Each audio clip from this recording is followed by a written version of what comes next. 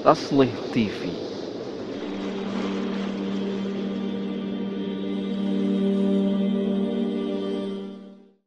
Mungkinkah para ulama kemudian berbeda, satu mengatakan bid'ah, satu mengatakan sunnah?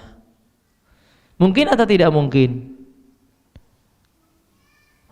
Kalau tadi sudah ada contohnya, yang satu mengatakan wajib, yang satu mengatakan haram, lebih berat mana sih? Satu mengatakan bid'ah, satu mengatakan sunnah, sama satu mengatakan wajib, satu mengatakan haram? Atau selevel mereka, sebanding? Kan jelas. Ya, makanya di sini penting ya, ketika kita mentelaah, ketika kita membaca simpulan-simpulan hukum yang diberikan oleh para ulama, maka kita perlu mengetahui pula apakah simpulan hukum ini telah disepakati seluruh para ulama atau diperselisihkan. Sesuatu yang biasa, satu mengatakan wajib, satu mengatakan sunnah, satu mengatakan haram, satu mengatakan makruh, satu mengatakan makruh, satu mengatakan sunnah. Mungkin nggak? Apa contohnya? Jangan mungkin tapi nggak tahu contohnya. Apa contohnya? Satu mengatakan makruh, satu mengatakan sunnah. Contohnya di dalam mazhab Syafi'iyah rahimahumullahu tabaraka wa ta'ala,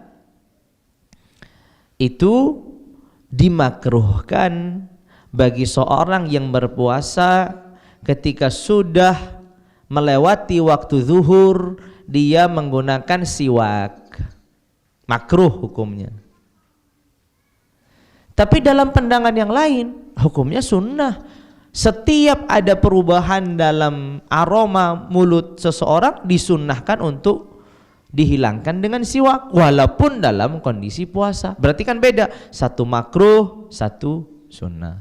Di dalam mazhab Syafi'iyah rahimahullah terjadi perbedaan antara Imam Ibnu Hajar Al-Haytami dan Imam Ramli, yaitu apa? Ketika seorang muhrim itu dalam kondisi ihram haji ataupun umrah, lalu dia berwudu, apakah disunnahkan untuk takhlilul lihyah, menyela-nyela jenggot atau tidak? Satu mengatakan hukumnya sunnah, satu mengatakan hukumnya makruh. Biasa. Sebagaimana tadi ada satu mengatakan wajib, satu mengatakan haram. Itu biasa dan mungkin terjadi simpulan demikian. Sehingga akan menjadi biasa pula kalau kita mendapati satu ulama mengatakan bid'ah, satu ulama mengatakan sunnah. Ya, karena bid'ah dan sunnah tidak akan keluar dari 5 hukum yang kita ketahui di awal tadi. Kalau enggak kaitannya haram, makruh, wajib, sunnah, mubah. Hukum dalam Islam kan begini, hanya 5. Taib ini bid'ah. Kalau bid'ah itu bisa masuk di antara 5 ini. Oh, bid'ah yang tercela, berarti tinggal dispesifikan lagi haram atau makruh. Udah begitu aja. Makanya ketika kita berkata setiap bid'ah itu sesat, benar. Karena maksudnya adalah bid'ah yang terlarang, bid'ah yang tercela, bid'ah yang diharamkan, itu yang sesat. Jelas ya? Namun bagi sebagian ulama, yang saya katakan tadi mayoritas para ulama yang mengatakan bahwasanya bid'ah itu bisa masuk dalam 5 hukum yang ada. Contohnya garis soft ini, hukumnya apa? Sekarang kalau saya tanya, menambah garis soft ini yang tidak pernah, kan harus masuk di antara 5 ini. Wajib, sunnah, haram, makruh, mubah. Sana tambah lagi mihrab nih. Ini kenapa ada maju begini? Ada nggak zaman Nabi maju begini nih? Mihrab. Itu semua harus kita tanyakan karena setiap perilaku seorang hamba tidak akan keluar dari 5 hukum tadi. Taib, hari ini kita tambah garis soft. Ini semua ada garis soft. Perlu diketahui kalau seorang yang pernah hidup di masa dakwah kebangkitan kawan-kawan dan Islam di hari itu, nggak pernah kita melihat masjid itu memiliki garis shaf begini.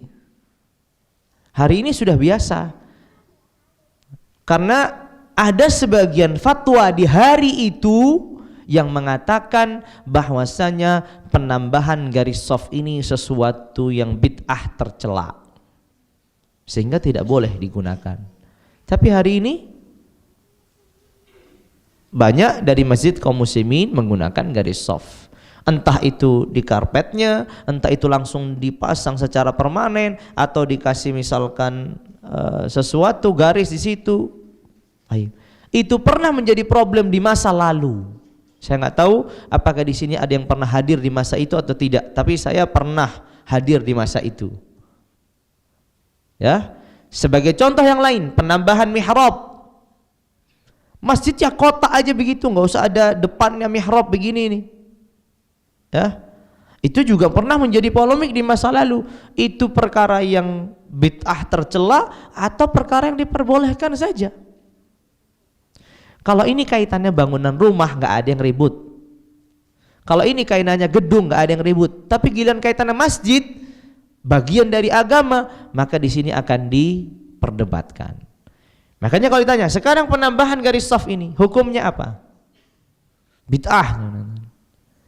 Karena nggak pernah dilakukan Nabi, tidak pernah dilakukan para sahabat. Pertanyaan berikutnya, Nabi memerlukan nggak adanya garis shaf? Perlu nggak? Saya tanya, perlu nggak? Perlu. Terbukti Nabi alaihi afdhalus salati wa atamus salam, ketika beliau mau masuk salatnya, beliau merapikan dari akhir shaf, diluruskan, berjalan dari ujung ke ujung ke ujung. Ada imam hari ini begitu? Enggak ada, Pak. Rasulullah begitu, cara merapikan shaf dari ujung datang, luruskan, dirapatkan, terus maju ke depan, maju ke depan, maju ke depan. Sampai sudah selesai baru Rasulullah memulai salatnya. Rasulullah sangat membutuhkan. Tapi memungkinkan enggak Nabi melakukan itu? Mungkin. Tapi Nabi tidak melakukan. Bagi sebagian, hal yang demikian ini bid'ah. Kenapa? Perkara baru, berkaitan agama, Nabi memerlukannya, Nabi memungkinkan untuk melakukannya, tapi tidak dilakukan Nabi, maka hukumnya bid'ah. Namun ternyata tidak semudah itu menghukumi sesuatu. Makanya itu dikembalikan kepada para ulama. Ketika para ulama sudah menyampaikan dan menyimpulkan hukum, lalu terjadi perbedaan. Sebagaimana kita bisa menerima perbedaan, yang satu mengatakan sunnah, yang satu mengatakan makruh, yang satu mengatakan wajib, yang satu mengatakan haram, maka kita juga harusnya bisa menerima yang satu mengatakan sunnah, yang satu mengatakan bid'ah. Aslih TV